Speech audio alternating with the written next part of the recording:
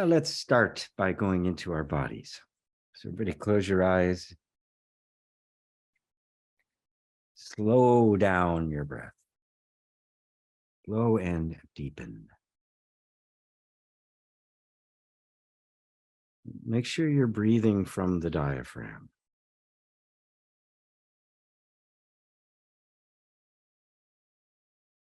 And I'm going to invite you to do today to do an open mouth breath. It doesn't have to be wide open, but you just open it a little bit and let your tongue rest on the bottom of your mouth.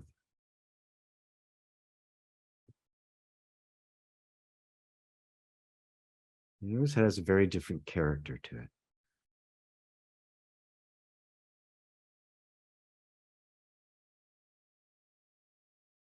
As we slow our breath down, we come into the body.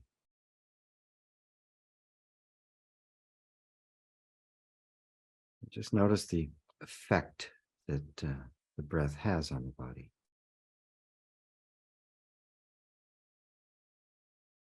As the eyes closed, your attention automatically turns inward.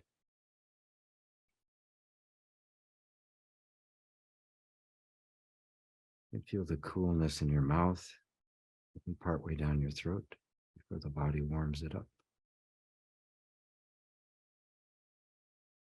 Expansion and contraction.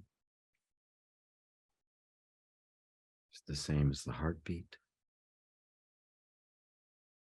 Your stomach expands and contracts. The universe expands and contracts.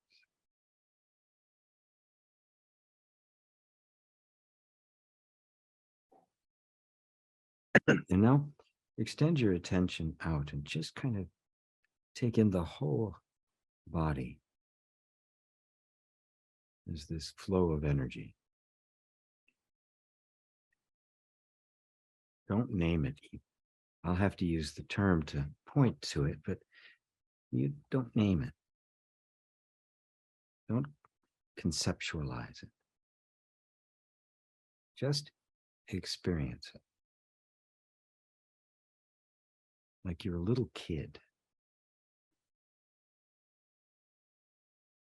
Has no language, no past experience. Everything is pure sensation.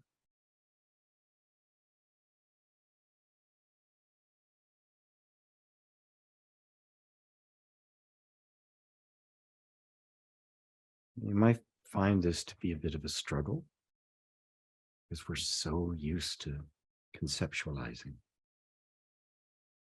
We're so enculturated in thinking.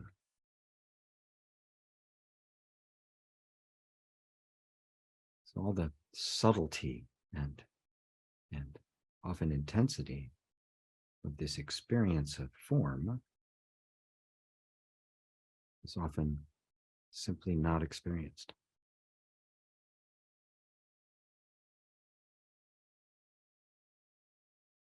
So try to stay present with it. If you're experienced at this, see if you can let go even more into the pure experience of it.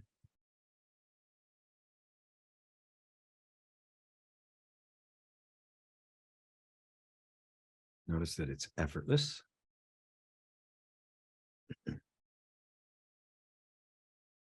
You're not doing anything.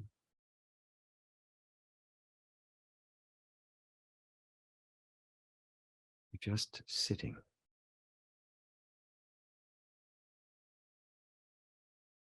Watching.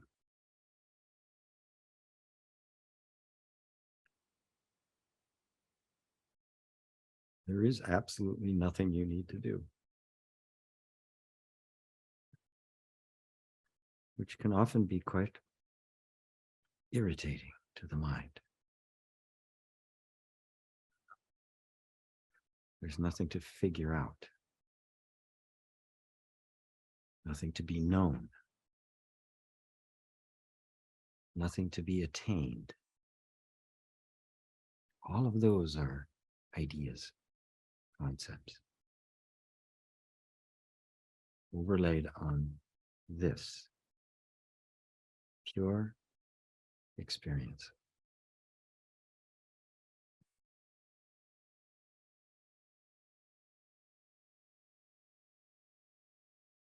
And notice that it's not static.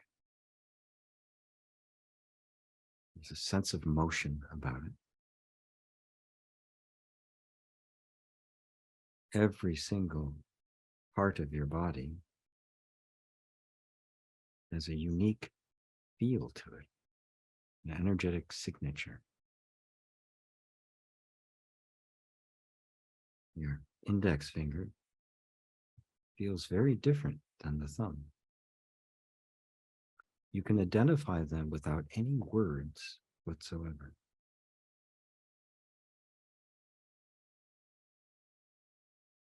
You can actually even feel the space in between your fingers.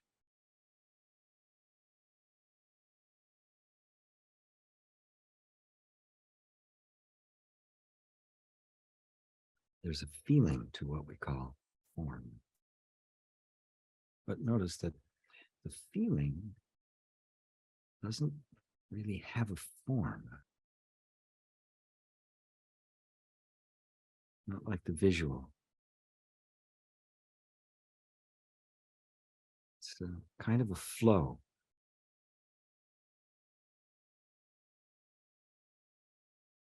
Also notice that it never, ever stops.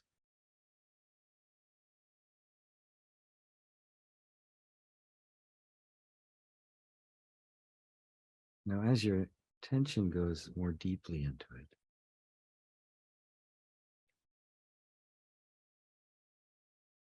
things can come up. Various kinds of emotions can come up. Sensations can come and go. Just say yes to whatever comes.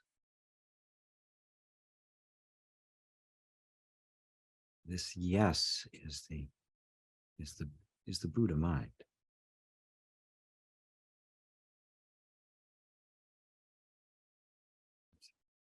All resistance is in our thinking about things. Notice there's no resistance in the body itself. It doesn't say no to anything.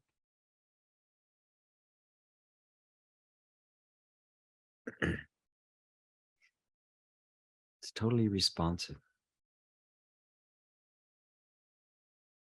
And right now, it's behaving and responding differently than it was before we started this meditation, because it's now in a different environment. There is no disconnect between the experience of the body and the experience of the environment that it's in. They're not two.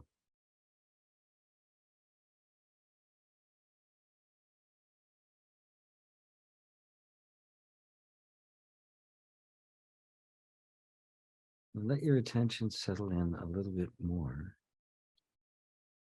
and just notice the awareness of the body. It appears to something. All this motion that's coming and going. There's something or someone to whom it is all appearing.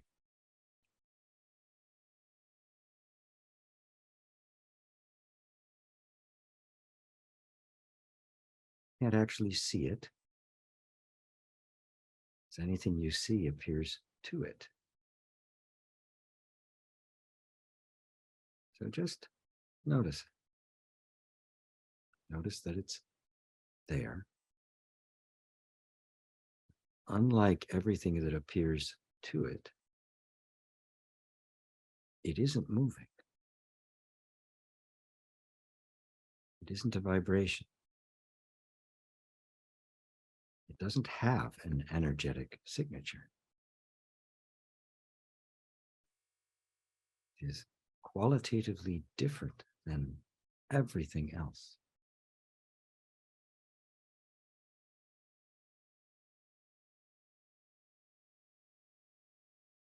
Just watch that.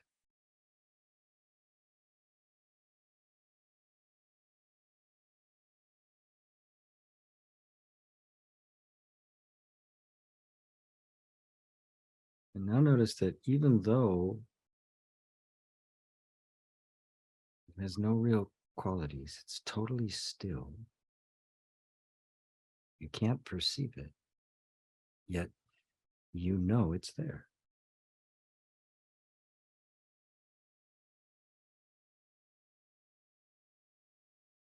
There's no need to name it or try to do anything with it because it's just there. It's just present. Even the very subtle sense of your own being is being watched by this.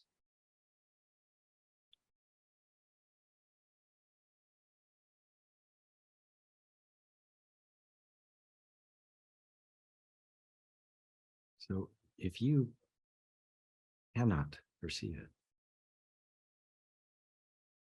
and yet you are there,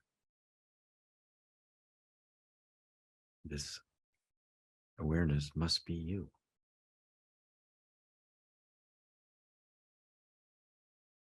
And the perceiving is not one thing perceiving another.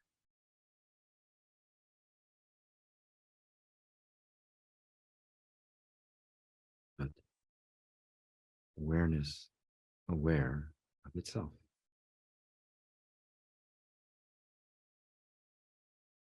And with the presentation of that, the mind will struggle, almost certainly. Because the mind can't go here. It has no conception of one. It is incapable of it. It always has to have two. And so it will attempt to make an awareness of all phenomena and something else that is aware. Awareness is an attribute of something. But that something would have to appear to awareness.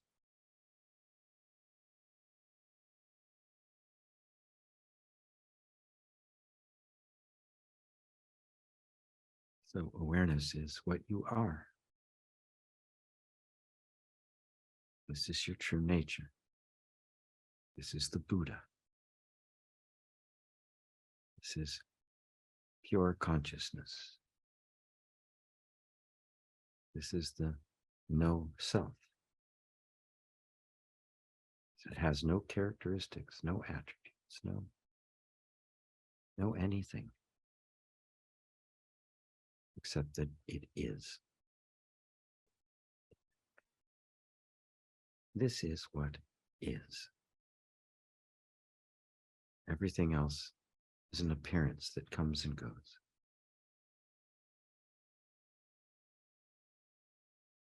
And that appearance, when it is regarded as something other,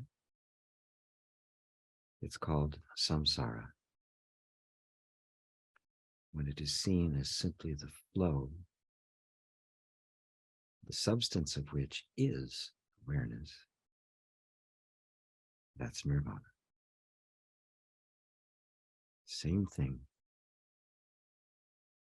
seen from a different place.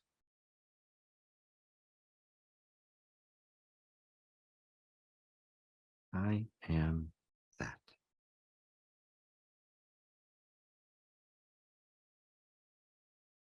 And now even drop all the words and just be that awareness.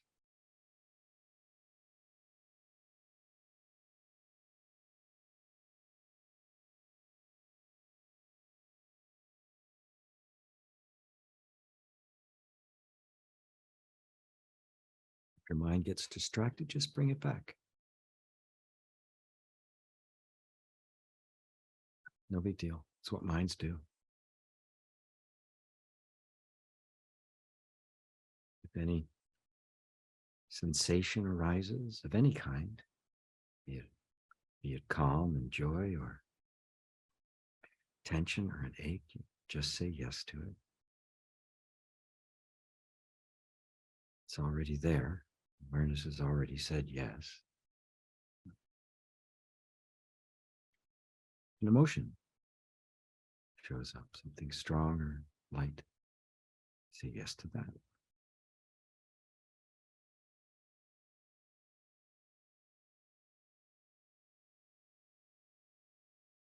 Just remain as this, abide as awareness. It is what you are.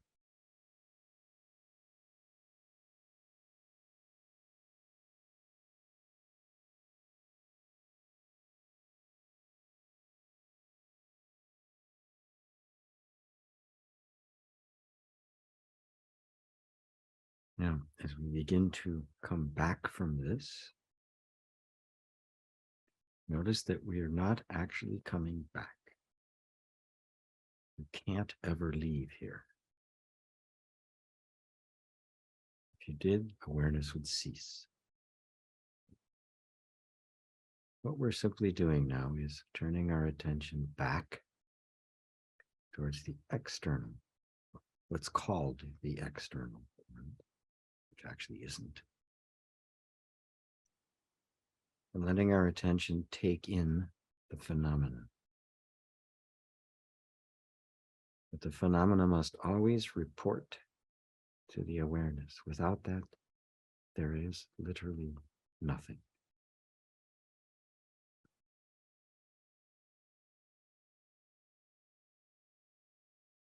And as you're doing that, just notice that this experience of the awareness is so pure, so recognizable, that it is exactly the same experience for all of us. We are all the one awareness.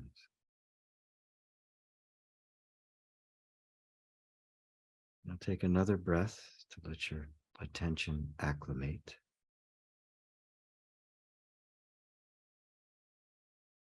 And gradually, as you're ready, you can open up and let more phenomena in. Loving awareness. In the meditation, we went to that place of just pure awareness. Was anybody able to just kind of be there without the mind intruding for even a split second? Anybody? Raise your hand, just so I can see. Wonderful. Wonderful. This is a practice. It's a strange paradox, because why should you need to practice what you already are? And there are several teachers and lines of thought in Advaita Vedanta that you shouldn't practice. And it is just this inquiry, which is a practice in and of itself. So it's actually an idea that falls apart pretty quickly, but it is something to ponder, isn't it? It's kind of a koan in itself. Why is there a need to practice? I've heard it said that enlightenment is an accident, but practice makes you more accident prone. Is it an accident? Is it predestined? Is it the result of good karma and merit in past lives? And what is it? What's all the big fuss about? Well, everything, when you look at everything from one point of view or another, you get stuck in that point of view.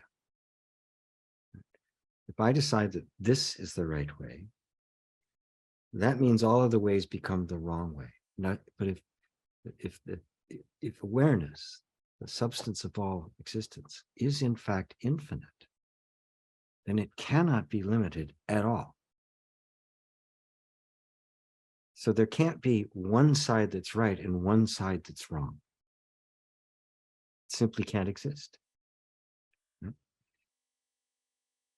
So then what are we actually practicing? Relinquishing all positions. Now, this is a tough one because, again, we're back to the paradox. We live in a world where we need to take positions. There's powerful forces where income inequality is the highest it's ever been. It surpassed the Gilded Age of the United States. Global warming, just enormous cruelty, nonstop war. How can you say don't take a position on that? We have to, don't we? So is this inconsistent then? Do I need to take a position? Does that kind of negate the whole idea of not to? Well, actually not. All positions are relative. They're just a response to this particular moment. None of them are absolutely true. One could say that World War II was necessary. You could also say that that's the last war in the history of the world that actually was. The rest have all been manufactured, artificial. But there was a genuine threat in Nazi Germany and Hitler. It was a real threat, and something did have to be done about it. But has any war since been? Well, no. And of course, if that position of taking something, okay, we do need to take arms here. The moment it's no longer needed, the position is dropped. Because it's not the ideal. It's not what we're actually striving for. And so this happens. Right? Yes, I'm taking a position knowing full well that I may need to change that position at any moment, and at some point that the need for that position will be gone. We get in trouble when we get stuck in that position. And the meaning of the word that is translated into English from Sanskrit and Pali, which is where all the Buddhist texts are written in, for suffering is dukkha. And dukkha refers to the hub of a wheel that has gotten out of true and it can't turn. That the suffering, the cause of suffering, is being stuck. Stuck in an identity, stuck in a position, stuck in an attitude, stuck in belief systems, stuck in assumptions. And that's all the ego is a set of stuck assumptions. I say, this is what I am. Now, the moment I say this is what I am, I'm stuck in it. I have created a world around it. And the power of consciousness is such that the moment I do that, the world will conform to my perception. I will see things through that lens, and therefore the world will be exactly what I think it is. Objectively, is it? No, it isn't. But there is no objectivity. There is nothing objective. As Muji put it, there's one earth, there's 8 billion worlds. Because we're all experiencing our own perception of things. Now, there's a little known teaching from the Buddha. Sorry for all my Buddha messages because I've just been spending a lot of time with Buddhist texts lately. So it's going to be raining Buddha words around here for a bit. It's a little known teaching from the Lankavatara Sutra. And he gives what it's called 4 bodhisattva practices. Now, the bodhisattva, bodhi means awake, enlightened, and sattva means being. It's an enlightened being, right? Mm-hmm. Not yet a Buddha, but an enlightened being. And there's a distinct difference between what are called arhats and bodhisattvas in Buddhist tradition. The arhat is one who seeks enlightenment for themselves. I don't like this place. I want to get out of it. I want to be free from birth. Right? The bodhisattva is one who seeks enlightenment for the benefit of all beings. I tend to favor the latter. As you probably have pointed out, the whole idea of loving awareness and being willing to be compassionately with other people's suffering, I tend to favor that side. Now, again, in this hierarchy that has been created, there's like 10 bodhisattva levels and the like. None of that's actually important. When you look at it closely, and even the Buddha himself says those aren't actually, they're temporary, they're transitional, they're a convention, they're a teaching mechanism. They're not absolutely the truth either. At any rate, at the level of the 8th and 9th, 10th being a Buddha, he gave these 4 practices. And anybody here who has a heart and wants to help all beings, wants to stop suffering, I regard you as a bodhisattva. I don't see anybody here just going up to the mountains in a hut to be by themselves to get it. I see people interacting with life, caring about others. So I'm going to give you his 4 practices, and we can ponder them for a bit. The first is becoming adept at distinguishing the perceptions of your own mind. As I mentioned before, your world is your perceptions. End of story.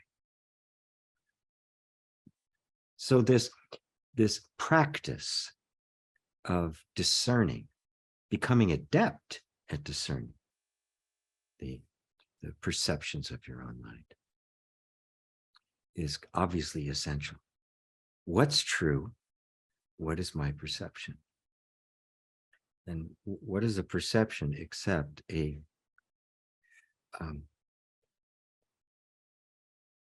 it's a conceptualization. It's a picture that begins to be drawn with assumptions about experience. Something happens in the environment, right? It hits my senses. It comes in through my senses, and immediately it becomes, all sorts of things get attached to it. Meaning, I'm afraid of it, I like it, I don't like it, it's advantage, it's not an advantage, it's an opportunity, no, it's not an opportunity. All of that stuff congeals into a particular perspective or perception. So now I'm not just dealing with the raw information like we were in the meditation. I'm dealing with my perception of what just happened. Right? And of course, my perception and your perception are going to be different. No matter how much we agree, it's going to be different. I mean, just the fact that we cannot actually look from exactly the same place, we're not going to see the same object. So when I look at a particular experience, I have a particular experience of my senses, and I see what I call a tree. The tree part is completely perception, right? Which perception then folds into what's called objects of mind. This is the 5 skandhas, by the way, but it's not important. And at that point, I see a tree. And now my perception is of the tree. But now if I really step back and do what Buddha recommended, which discern your own perception, the perceptions of your own mind, I realized that when I said the tree, I've just completely taken the tree out of its environment. That tree can't be there without the air, the sun, the insects, the earth, the worms in the earth, right? If you look at it, nothing can exist by itself, which means the perception is only a perception. It isn't seeing the whole picture. I mean, if you look at it, that tree is there because the universe is here. At one time, that stuff, those little atoms and stuff that make up that tree were somewhere, God knows where, just in a furnace called a star. So now you and I have the wonderful convention to speak of, and we can talk about tree and this label this beautiful tree, and this it's a birch, it's oak, it's a eucalyptus, right? But they're nothing but perceptions. Now you don't have to throw them away, right? Just know that they're a perception. Becoming adept at distinguishing the perceptions of your own mind, which means they're not true. They're not the whole picture. They're only a convention, and therefore not the truth. What is the truth of that tree? The truth of the tree is the truth of the universe. It's the truth of your finger. It's the truth of the eyes that are seeing it, and all the mechanisms that are forming perception. There's the tree and is one with everything else. And so that's the process of discerning the perceptions of our own mind, and see how the mind projects an entire existence upon something that in fact does not exist. The tree does not exist any more than the hair on your head can exist without you. So the tree is purely a concept. And this, if you, hopefully you can grasp this, that this is what Buddha meant when he said it both exists and does not exist. It does not exist inherently as itself, independent from anything else. Its existence is simply a particular perception, right, from a particular point of view. And if I realize it's just a perception and I give myself permission to move, I am not stuck. There is no dukkha. I am not suffering. The moment I grab onto that perception and turn it into an objective reality, I'm stuck. I'm stuck with this tree. I don't move anymore. And the inevitable result is suffering. Why? Because I'm going to interact with this object as if it was one thing, and I'm going to be really surprised when it turns out to be something else, or doesn't behave the way I expect it to.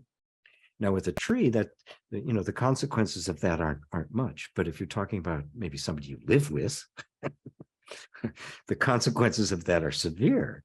Right? All of a sudden, they don't act the way you expect them to act. What's wrong with you? What happened to you? You've changed. Right? When we do it to each other, we give each other, we project a sense of identity off of the little bit of information. And now we want to hold them in that identity. We don't let them be free. We don't recognize that our perception of somebody else in any kind of relationship is in fact just our perception. And the only way you could actually know them is to have lived their life all the way from the time that sperm hit the egg. It's the only way you could actually know them, which means you don't know them. You only know a perception of them. Now that's so freeing. It also opens up, interestingly enough, as a side note, it opens up the possibility of having a love affair for your whole life, because you could actually get a new person all the time. It could stay just like that initial chemical rush that we all love to have so much. The second bodhisattva vow, practice, is perceiving the non-existence of external existence.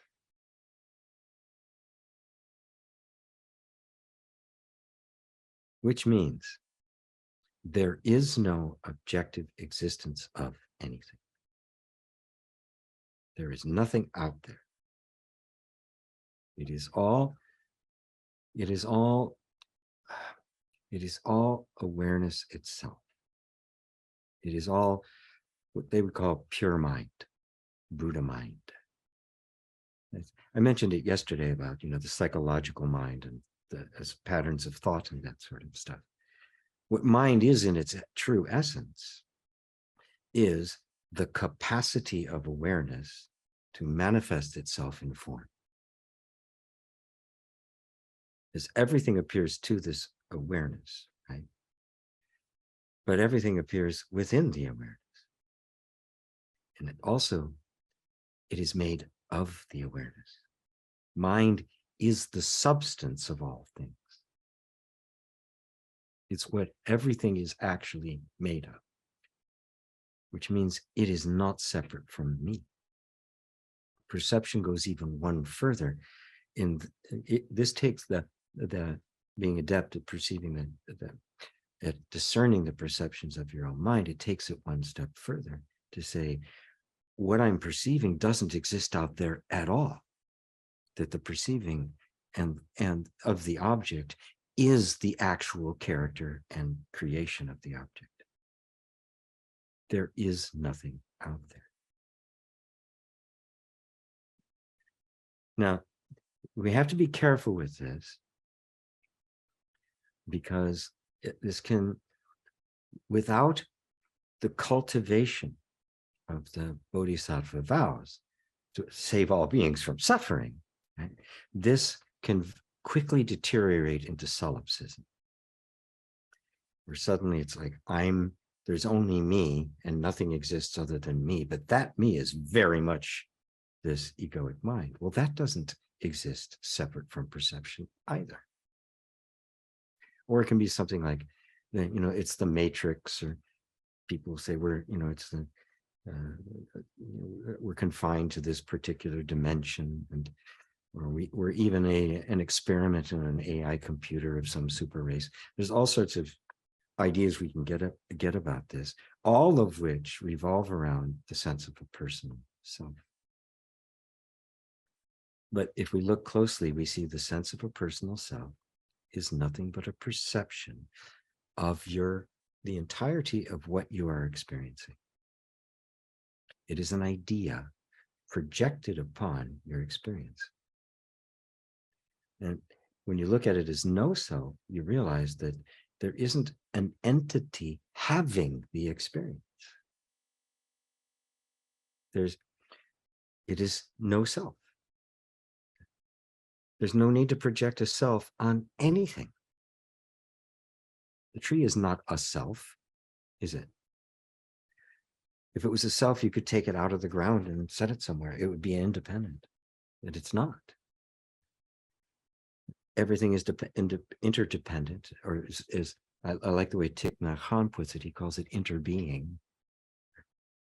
To the point at which point you have anything. Well, you have to zoom all the way out to the universe, the entire universe, but that's only a slice in time, isn't it? Go back 13.8 billion years, and there is no universe. Go back even further, and there was something else that contracted into it. Who knows? I hope this isn't going by everybody. Is this being digested by everyone? Yes, show of hands. No, Ursula's not getting it. Okay, good. Good. I'm going to. I'll circle back.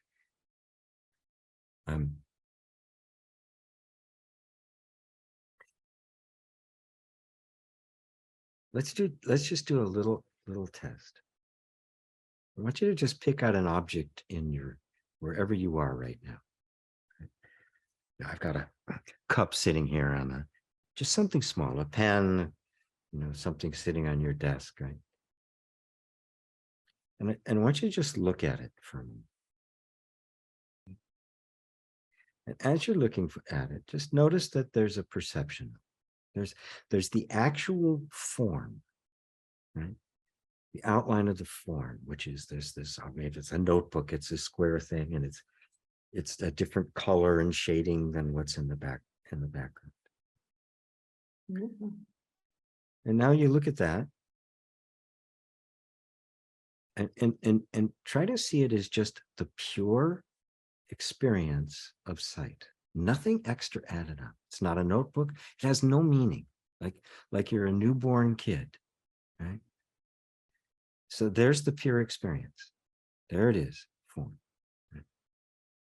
Form, and the sensation, the perceiving of form, right?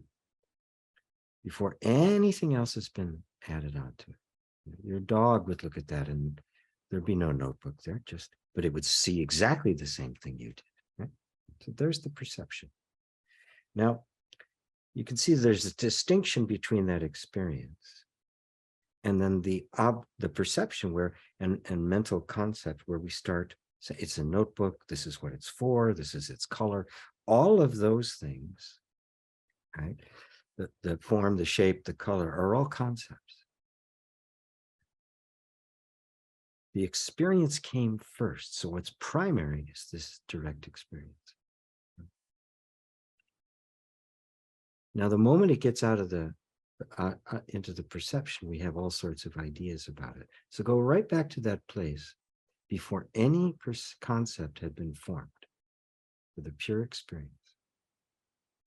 Is there anything in that experience, the direct experience, without thinking about it, that tells you conclusively that what you're perceiving exists separate from your perception of it? Mm-hmm. We assume it's a concept, but is there anything in the experience itself that says that?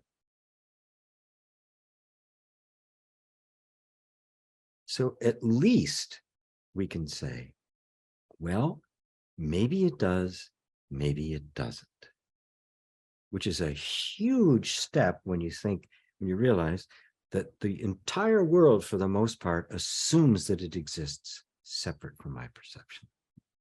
Our world is based on that assumption.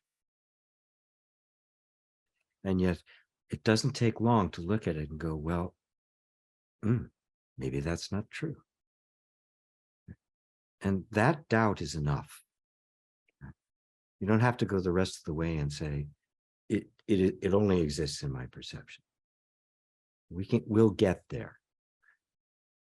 But just the willingness to go, wow, it goes directly from the sense experience into a whole conception of it. Boom, like that. We just kind of put it in slow-mo and in reverse and went all the way back to right at the moment of pure experience. It's what Ramana Maharshi meant when he said, go back the way you came. Right back to the original experience. And you see that it's just a bunch of concepts, ideas, assumptions, and not necessarily true.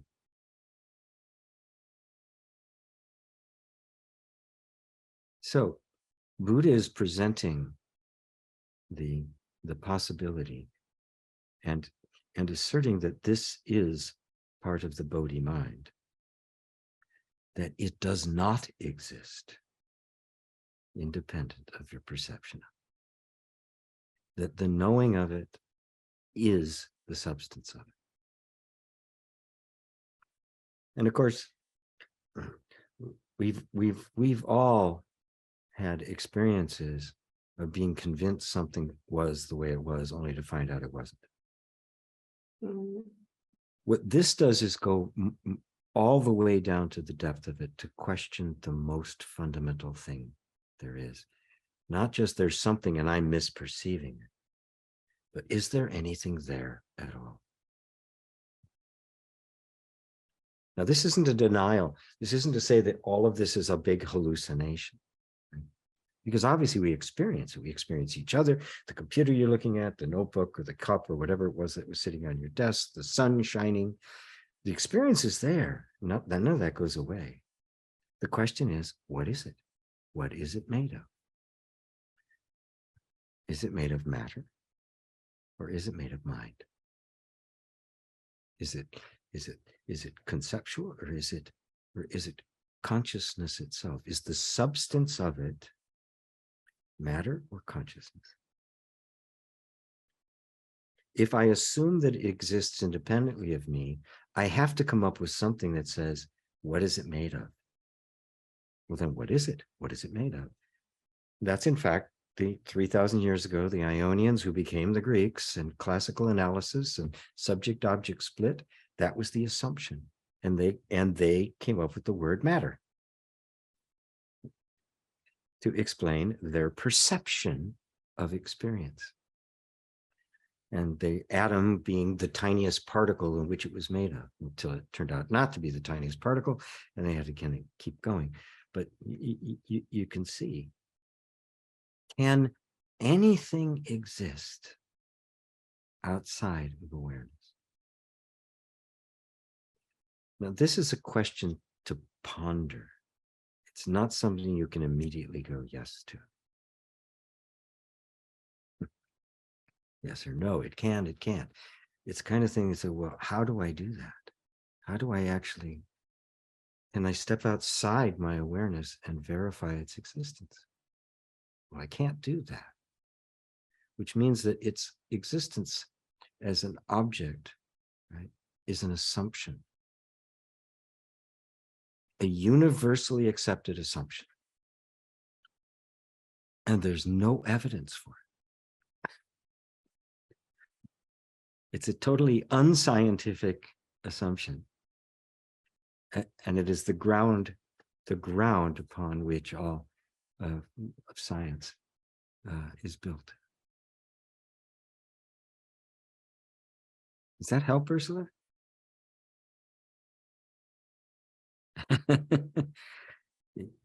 The struggle is simply because, okay, I can't see anything other than my perception of it. I don't know if it exists. The mind's going to go, oh, come on, it's got to, because it's habit. We've all been educated to see the world through those eyes. And somebody like, Buddha comes along, and Christ and Krishnamurti and all the rest, and go, no, that's not what it is. That's only what we think it is. That's not actually what it really is. And isn't that what science does, right? I mean, aren't they looking for what is? They recognize that all of this is phenomenal. You talk to a theoretical physicist and say, this does not exist. It is a temporary condensing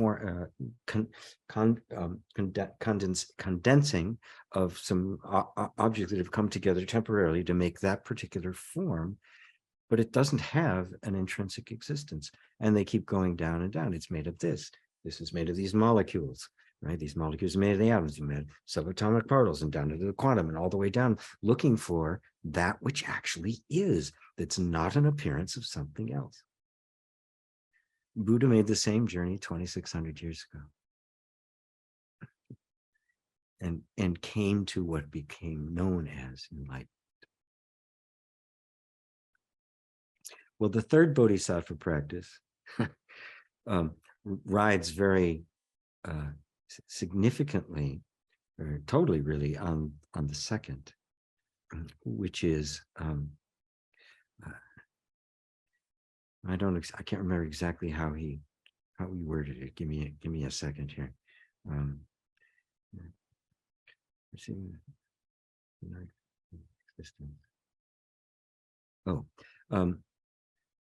Not succumbing to the belief of causation, duration, and dissolution. Because it's all just a matter of perceiving. Nothing came into existence. Nothing goes out of existence. Nothing has duration. I don't care how thinly you slice time, you'll not find anything there. This is completely mind-blowing to the mind because there's got to be something there. Well, is there anything there when you have a dream at night? It's an experience for sure. There are people there, things are happening, could even be a really fun experience, right? Is there anything actually there? Did a creation actually take place? There was no cause. There was no duration. There was no dissolution. Nothing arose, nothing endured, nothing subsided. Today we're talking, this is pure non-duality. Right? I'm going to get back to the loving awareness in a minute, or 2 or 5. Because if everything is simply my perception of it, then the existence is only within my mind, which is fine. Right? But if I know that that's the case, I am free of attaching to it some kind of objective existence. If I think this is what it actually is, I'm now enslaved to it. If it exists separate from me, there's nothing I can do about it. I'm stuck with it. And if it's creating suffering for me, I'm really screwed. But if I only suffer by believing something exists when it doesn't, I've just opened the door to infinite freedom. Now, the last of these is really interesting. And he uses a phrase throughout the Lankavatara Sutra that I've never seen in any other sutras that Buddha did. And he did, 50,000 of them in his lifetime. So the 4th Bodhisattva practice, remember, these are a practice, right? So they're not, you don't just get it. You just keep going back to it. You keep going back to it. You keep going back to it. Oh, go back to that, whatever it was that was sitting on your desk, and reinforce the fact that I don't really know. How can I know whether this exists or not? I can't do it through getting into a third position and looking to see me perceiving it. I can't do that because I can't step out of my perception. So how is it that I come to know whether it does or not? Now you're thoroughly in the practice, right? Because there is a way to know, but it's simply not the way we've normally done it. But at any rate, that 4th practice is very interesting. He said, delight in the personal realization of Buddha knowledge. So all the heaviness and the intensity of the first 3 are now like, no, delight. Delight in this. Bring lightness to it. Bring a smile to it.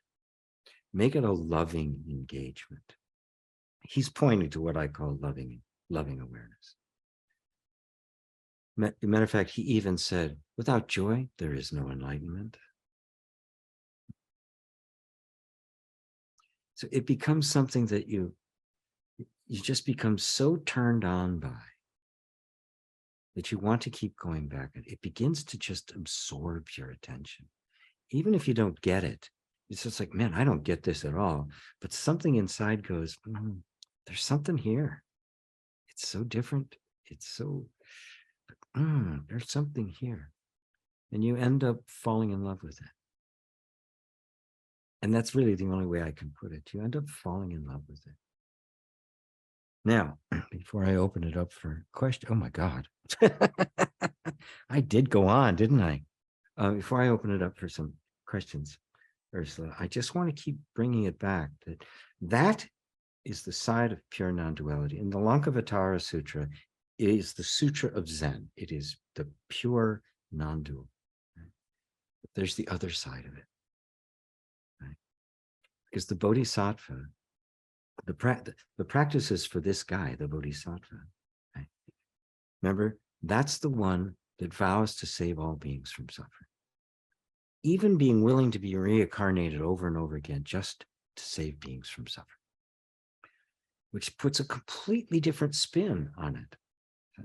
So the one who seeks enlightenment for the benefit of all beings, these are the practices. So they're not cold. They're not just, you just don't go off into a corner somewhere. They're the kind of thing you ask every day, in every moment, in every interaction, in every relationship. Right? So that it becomes a matter of a heart opening and not just the mind opening. For most people, the mind opens first, and then they have to make this incredibly long journey from here to here. It's the longest 12 inches you'll ever traverse. Some people are open here, right? And become healers and helpers and all sorts of things. But without this, they get burnt out. They get left behind. They deprive themselves of stuff. This has got to be a flow between wisdom and compassion. This is the flow this way, and there's the flow this way.